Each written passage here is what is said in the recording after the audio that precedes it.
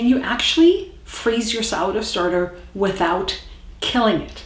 Well, you're in the right place for this question, because in this video, I'm going to teach you exactly when to freeze it, how to do it right, what to avoid, and how freezing stacks up against other preservation methods for your sourdough starter.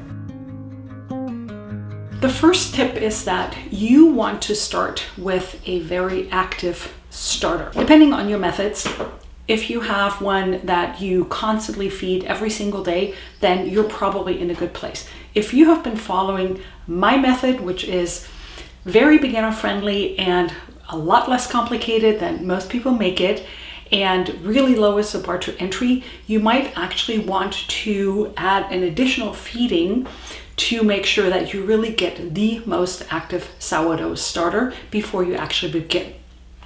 The reason for that is because freezing will, over time, kill some of the bacteria. Not all the way, not right away, and not all of them, but the idea is that the more active a sourdough starter you have, the more resistant it will be and the longer it will actually last. So then when you have your fully active sourdough starter, all you do is take a small amount.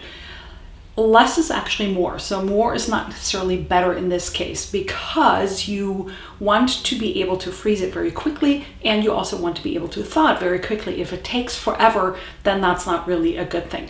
I suggest maybe a quarter to half a cup or so.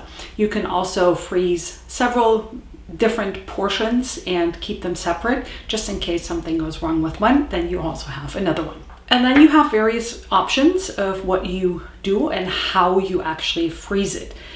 Method one is you simply pour it in a glass jar or a freezer jar. I always like glass, I don't necessarily like plastic. And the trick to making sure that the glass doesn't break is to not fill it all the way to the top, but to actually leave some room for expansion. And if you have, let's say this one has a bit of a neck, but if you have a bigger jar like this one, you can also, once you put it in the freezer, lay it at an angle which increases the surface of your liquid or your starter, and that makes it less likely to break the glass. The other option is to simply spread it on some parchment paper or some silicone mat, and then place that directly into the freezer. Now, if you have a lot going on in your freezer and you want something really flat, you don't want your sourdough starter to flow off of the silicone or the parchment paper, you can use a small baking sheet or a plate or what have you to keep it contained for while you're freezing it.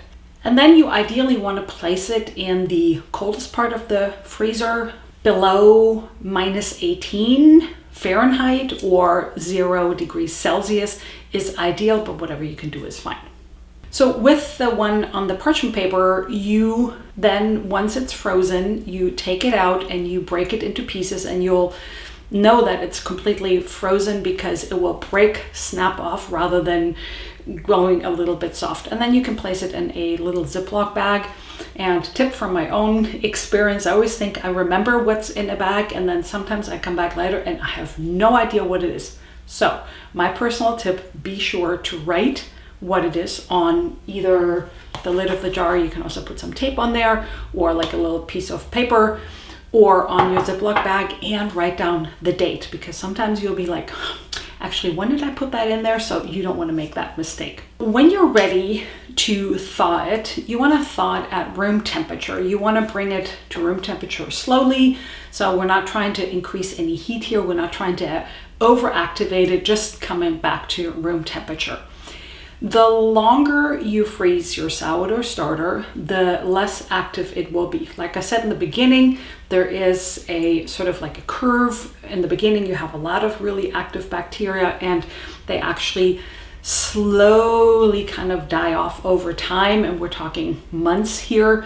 So the longer you freeze it, the more time it takes to bring it back to life. And what you can do is, once you take it out, you simply feed it with a little bit of water and flour. And in my method, like I said, it's very beginner friendly and we're not making it more complicated than it needs to be. I just sort of eyeball it and go for consistency. If you're much more of an exact person or you really want to know the hydration level of your starter, you do want to measure by weight. And then you stir it and keep it in a nice warm place. If you don't have a warm spot in your kitchen, I highly recommend the Sour House Goldie. The link for this is in the description box below. You get $10 off, or I think 10%, or maybe it's even the same. But I actually thought that I would test it and then get rid of it. But I am not a gadget girl. I've been loving it so much that I use it not just for my sourdough starter, but actually for my kefir grains. That creates the optimal temperature for your sourdough starter and would be perfect to reviving your frozen sourdough starter.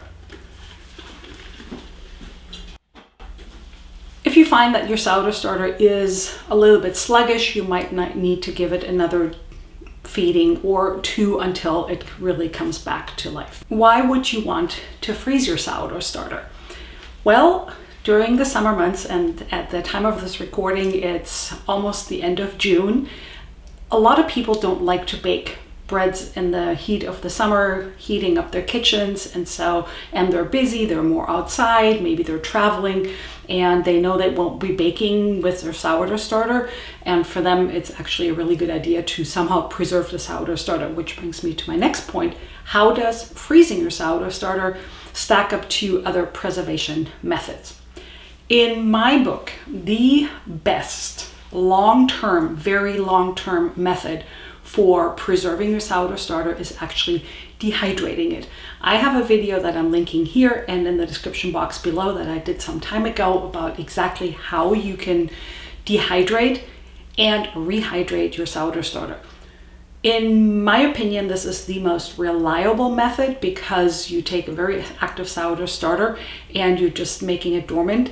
It's a little bit more reliable than freezing. However, freezing is a really good method. If you have a small jar, you pop it in the freezer, you write the date and what it is on the lid, and you forget about it, and then maybe in a couple months you take it back out when everything is back to school and the weather cools off and you want to bake again, then you take it out and then you bake. So it's less complicated and less involved, less effort than dehydrating. Now, if you've been following me for a while, you also know that I have a pretty unique, different sourdough method than most people out there. And I encourage you to watch a video here about how I actually maintain my sourdough starter that easily can live in the back of your fridge during the summer. You don't need to do anything with it and you take it out. So that's definitely worth looking at. If you want to know a little bit more about my method, I actually wrote a book in which I very detailed explain my entire method, how to make a sourdough starter, which is very different from most people because I don't do feedings and I don't do discards. I don't waste anything, and I also don't do discards and feedings for maintaining my sourdough starter. And then you get some recipes. Again, the link is in the description box below. I also, for those of you who need a little bit more help and need a little bit more visual instructions, visual images, I have a sourdough course that I did because I got so many questions, and then I thought, you know what? I can best answer those in a course, and the course comes with access to my private Facebook group where you can ask me all the questions, you can send me photos, you can send me videos, and I can respond to those much better than in YouTube comments. So, verdict here is, I think freezing is a reasonable method. It's quick and it's very low effort. However, it is not necessarily my preferred method, but because I get that question so often from you guys, can I freeze my sourdough starter, or do you freeze your sourdough starter, that I thought I would actually make this video to answer that question. Again, freezing is practical, but maybe not the best method out there. Let me know if you have been freezing your sourdough starter, what your experience was, what your results were, or if you have any questions or comments, leave them in the description box below. And if you enjoyed this video, please make sure to like and subscribe. And if you know somebody who would benefit from watching it, please send it along to all of your family and friends. Thank you so much for watching, and I'll see you in the next video.